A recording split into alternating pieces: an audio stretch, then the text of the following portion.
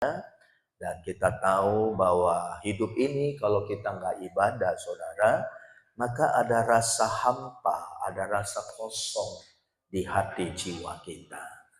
Oleh karena itu, selalu saya mengingatkan kita untuk kita tetap terus hadir dan setia di dalam ibadah kita. Saudara siap untuk diberkati oleh Tuhan?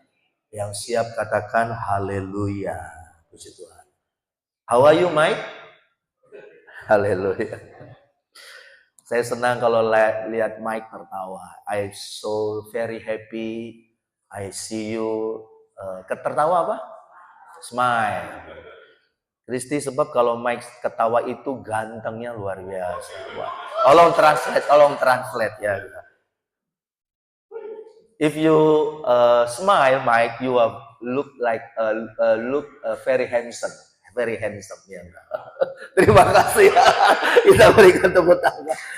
Rupanya Mike udah pinter bahasa Indonesia sekarang. She is a Kalori. She is a teacher, and she bahasa Inggrisnya oke. Gimana ngomongnya? Oh ya, nanti bisa kenalan ya, puji Tuhan. Haleluya. Oke, Bapak Ibu, saudara siap untuk diberkati oleh Tuhan? Saya akan bicara, ini saya dapat pesan sponsor ya dari salah satu saudara kita, tim kita. Pak Kurnia bicara dong tentang menjadi penyembah yang benar. Wow, ini nggak gampang saudaraku ya. Tapi saya percaya memang Tuhan mau kita menjadi seorang penyembah yang benar.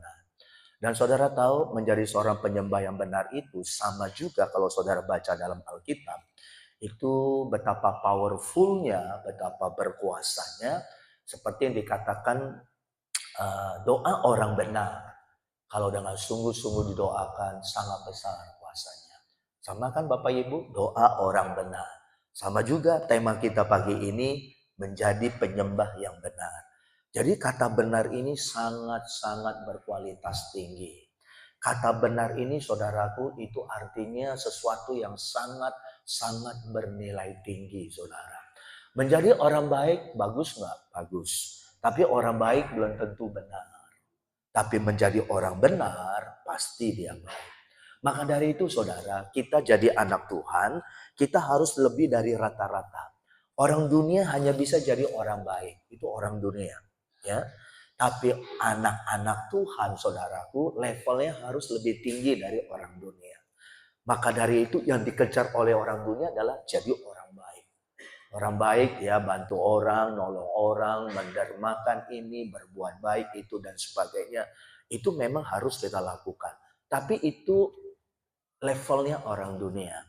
Tapi kalau anak Tuhan nggak bisa jadi orang baik saja, dia harus naik level, saudara. Ya, makanya orang benar sama orang baik itu beda, saudaraku. Ya, itu levelnya beda. Kalau mungkin saya bisa terjemahkan begini, orang baik itu mungkin levelnya SMP. Tapi kalau orang benar itu lebih dari SMP, saudara. Dia mungkin bisa SMA, mungkin dia bisa perguruan tinggi. Nah, itu yang Tuhan mau. Jadi selalu saya katakan begini, jadi orang Kristen jangan jadi orang Kristen yang biasa-biasa. Jadi anak Tuhan, jangan jadi anak Tuhan yang biasa-biasa. Kita harus naik level, kita harus next level, saudaraku. Nah, untuk jadi naik level, target kita adalah jadi orang benar. Amin, saudaraku. Karena orang benar itu nggak gampang, saudara. Orang benar itu adalah orang pilihan, saudaraku. Ya enggak, sama kalau saudara beli sesuatu, pasti mau sesuatu itu yang baik, saudara. Nah, barang yang berharga, saudara, barang yang berharga, saudara, barang yang baik, barang yang berkualitas tinggi, itu harganya mahal. Makanya selalu ada yang bilang begini, ada harga, ada barang, saudaraku. Ya, demikian kita juga jadi anak-anak Tuhan. Makanya saya mau saudara untuk saudara naik level hari-hari ini. Nah, kita akan lihat bagaimana menjadi penyembah yang benar, saudaraku.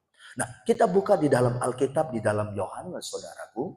Di dalam Yohanes 4, ayat yang ke-23 dan 24. Yohanes, John, ya, chapter 4, 23. Ya, saya akan bacakan demikian bunyi firman Tuhan. The God say, the word God say.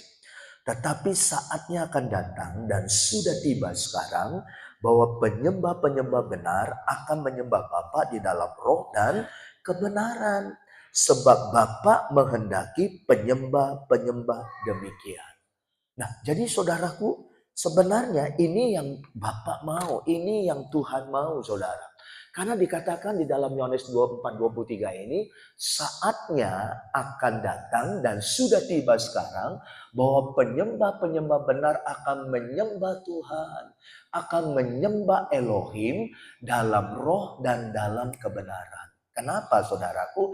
Sebab Bapa menghendaki penyembah-penyembah yang demikian. Jadi kalau saudara mau sembah Tuhan, saudara mau datang kepada Tuhan, maka saudara harus sembah Dia di dalam roh dan di dalam kebenaran. Nah, apa maksudnya ini saudaraku? Nah, ketika saya baca ayat ini saudaraku, ini konteksnya ketika Yesus ketemu dengan seorang perempuan Samaria.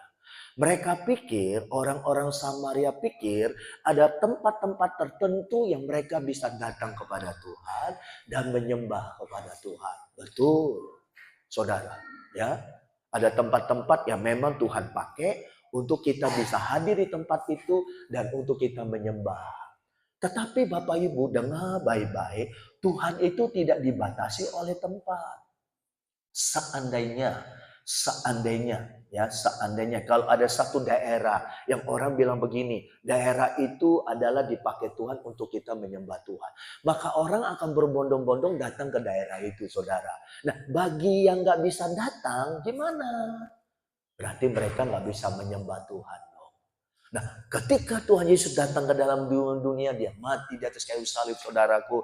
Sejak saat itu terbukalah ya tirai bait Allah, ruang